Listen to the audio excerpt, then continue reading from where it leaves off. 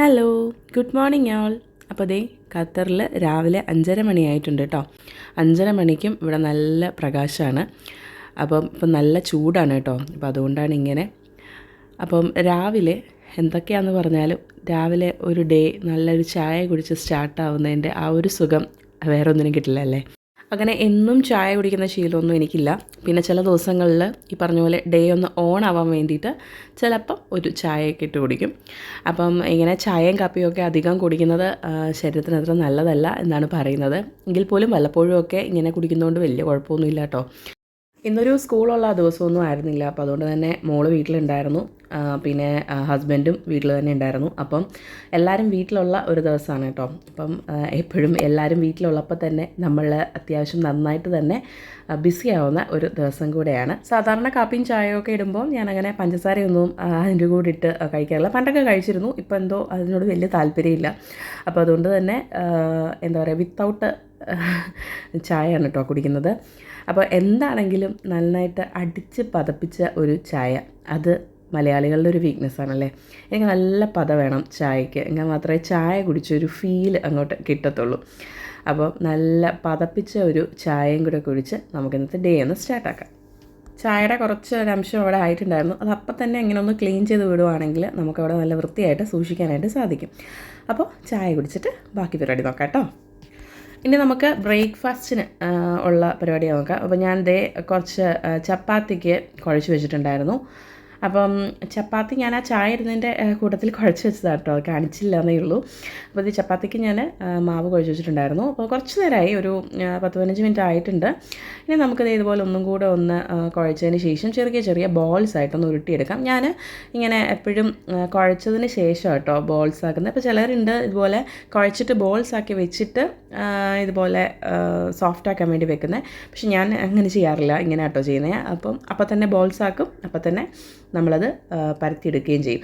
അത് ഇത്രയും വലുപ്പമുള്ള കുഞ്ഞു കുഞ്ഞു ബോൾസായിട്ടാണ് ഞാൻ എടുക്കുന്നുള്ളത്. സാധാരണ രാവിലെ അങ്ങനെ ഇവിടെ ചപ്പാത്തിയൊന്നും ഉണ്ടാക്കാറില്ല. പക്ഷേ ഇന്ന് ദോശയ്ക്കോ ഇഡ്ഡലിക്കോ ഒന്നും മാവൊന്നും ഉണ്ടായിരുന്നില്ല, അപ്പത്തിനൊന്നും മാവുണ്ടായിരുന്നില്ല. അതുകൊണ്ട് ഞാൻ വിചാരിച്ചു ചപ്പാത്തി ആക്കാമെന്ന്. സാധാരണഗതിയിൽ രാത്രിയിൽ ഞങ്ങളിവിടെ ചപ്പാത്തിയാണ് കഴിക്കുന്നത്. അതുകൊണ്ട് രാവിലെ ഞാൻ അങ്ങനെ ചപ്പാത്തി ആക്കാറില്ല. പക്ഷേ ഈ പറഞ്ഞ പോലെ ഒന്നുമില്ലാത്ത സമയത്ത് നമുക്ക് എന്തെങ്കിലുമൊക്കെ ഉണ്ടാവണമല്ലോ. അതുകൊണ്ട് ചപ്പാത്തി ഇന്ന് കേട്ടോ. ഇനി നമുക്കിത് പരത്തിയെടുക്കാം. ഞാൻ പരത്തിയെടുക്കുന്ന ഈ കൈ കൊണ്ട് ഇതുപോലെ ഒന്ന് പരത്തിയിട്ട് ഇതുപോലെ ഒന്ന് ഞെക്കി കൊടുക്കും. അതിന് ശേഷം ഈ മാവിലോട്ട് ഇങ്ങനെ മുക്കിയിട്ട്, ഗോതമ്പൊടി കേട്ടോ, അതിലേക്ക് മുക്കിയിട്ട് ഇതുപോലെ ഒന്ന് പരത്തിയെടുക്കുക ചെയ്യുന്നത്. ആദ്യമൊക്കെ ചപ്പാത്തി പരത്താൻ നേരം എനിക്കങ്ങനെ റൗണ്ടായിട്ടൊന്നും വരത്തൊന്നുമില്ലായിരുന്നു. ഇപ്പം ഇങ്ങനെ ചപ്പാത്തി ഉണ്ടാക്കി ആ ഒരു ശീലം ആയതുകൊണ്ടായിരിക്കാം ഇപ്പോൾ അത്യാവശ്യം കുഴപ്പമില്ലാത്ത റൗണ്ടായിട്ട് എനിക്ക് ചപ്പാത്തി കിട്ടാറുണ്ട്. പിന്നെ ഞാൻ ചപ്പാത്തി ഉണ്ടാക്കുമ്പോൾ ഒരുപാടങ്ങ് തിന്നായിട്ട് പരത്തില്ല, ഒരല്പം കട്ടിയിലാട്ടോ പരത്തുന്നത്. അല്ലെങ്കിൽ ഇതാ പെട്ടെന്ന് തന്നെ മീൻസ് ഇങ്ങനെ ഹാർഡായി പോകുന്ന പോലെ തോന്നാറുണ്ട്. ഞാനിപ്പോൾ ഇവിടെ യൂസ് ചെയ്തേക്കുന്നത് ഹോൾ വീറ്റിൻ്റെ ഇതാണ്, ഫ്ലോറാണ് കേട്ടോ. അതുകൊണ്ട് തന്നെ സ്വല്പം ഒരു തിക്നെസ്സോട് കൂടെ തന്നെയാണ് ഞാനിത് പരത്തിയെടുക്കുന്നത്. നമുക്കിപ്പം രാവിലത്തേത് മിച്ചം വന്നിട്ടുണ്ടെങ്കിൽ രാത്രിയിൽ എടുക്കാൻ നേരമാണെങ്കിലും വലിയ കുഴപ്പമില്ലാതെ സോഫ്റ്റായിട്ടൊക്കെ കിട്ടും കേട്ടോ. ഇത് നമ്മളിവിടെ തന്നെ ഉള്ള ഫ്ലോർ മില്ലിൽ നിന്നുള്ള ഫ്ലോറാണ്, നമ്മൾ കടയിലൊക്കെ വാങ്ങിക്കാനായിട്ട് കിട്ടുന്നത് കേട്ടോ. ഈ ഒരു ഫ്ലോർ യൂസ് ചെയ്യുന്നവരുണ്ടെങ്കിൽ അതിൻ്റെ ഒരു കമൻറ്റ്സ് ഒന്ന് അറിയിക്കണേ. അതായത് ഇപ്പോൾ ഞാൻ ഉണ്ടാക്കുന്നത് എന്തെങ്കിലും കുഴപ്പമാണോ എന്ന് അറിയാൻ വേണ്ടിയിട്ടാണ്. എനിക്ക് എപ്പോഴും അങ്ങനെ തോന്നാറുണ്ട്. ഞാൻ സ്വല്പം ഒരു കട്ടിക്കാണ് വരുന്നത്. നല്ല സോഫ്റ്റായിട്ട് തന്നെ ഇരിക്കും. ഇപ്പോൾ കൊടുത്തുവിടാനൊക്കെ ആണെങ്കിലും, നമ്മൾ രാവിലെ ഉണ്ടാക്കുന്നത് ഉച്ചയ്ക്കിപ്പം കൊടുത്തുവിടാനാണെങ്കിലും ചെറിയൊരു കട്ടിയിൽ പരത്തിയെടുക്കുകയാണെങ്കിൽ സോഫ്റ്റായിട്ട് തന്നെ ഇരിക്കുമെന്ന് ഹസ്ബൻഡ് പറയാറുണ്ട്. അതുകൊണ്ടാണ് അങ്ങനെ ചെയ്യുന്നത്.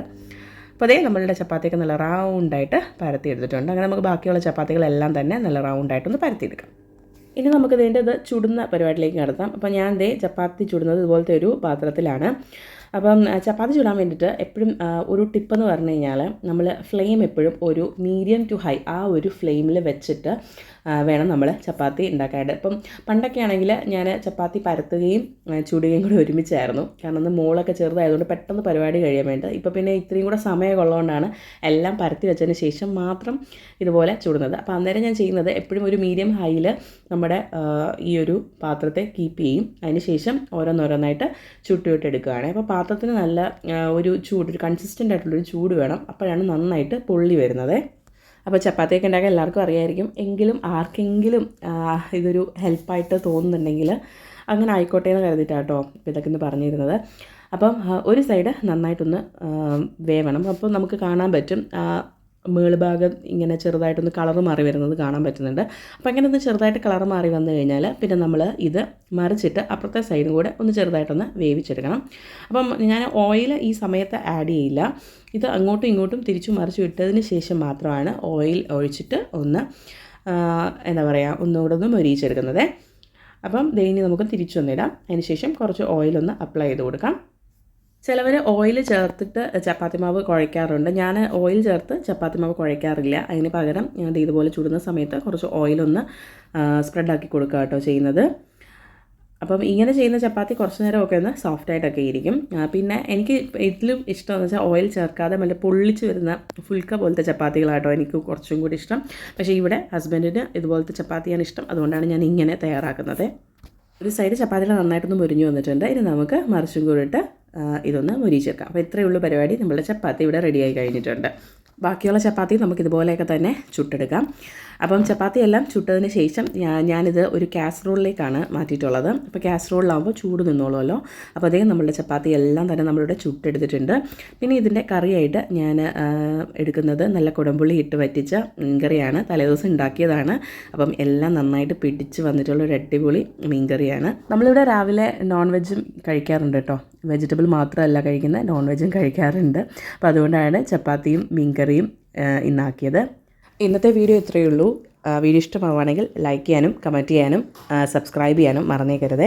അപ്പോൾ നല്ലൊരു വീഡിയോ ആയിട്ട് നമുക്ക് ഉടനെ കാണാം. ഇതുപോലുള്ള വീഡിയോസ് നിങ്ങൾക്ക് ഇഷ്ടപ്പെടുന്നുണ്ടെങ്കിൽ ലൈക്ക് ചെയ്യാൻ മറക്കരുത് കേട്ടോ. പിന്നെ ഈ പറഞ്ഞ പോലെ നിങ്ങൾക്കും രാവിലെ എന്തായിരുന്നു ബ്രേക്ക്ഫാസ്റ്റ് എന്നതും കൂടെ കമൻറ്റ് ബോക്സിൽ അറിയിക്കുക കേട്ടോ. അപ്പം നല്ലൊരു വീഡിയോ ആയിട്ട് ഉടനെ നമുക്ക് കാണാം. അതുവരേക്കും ബൈ.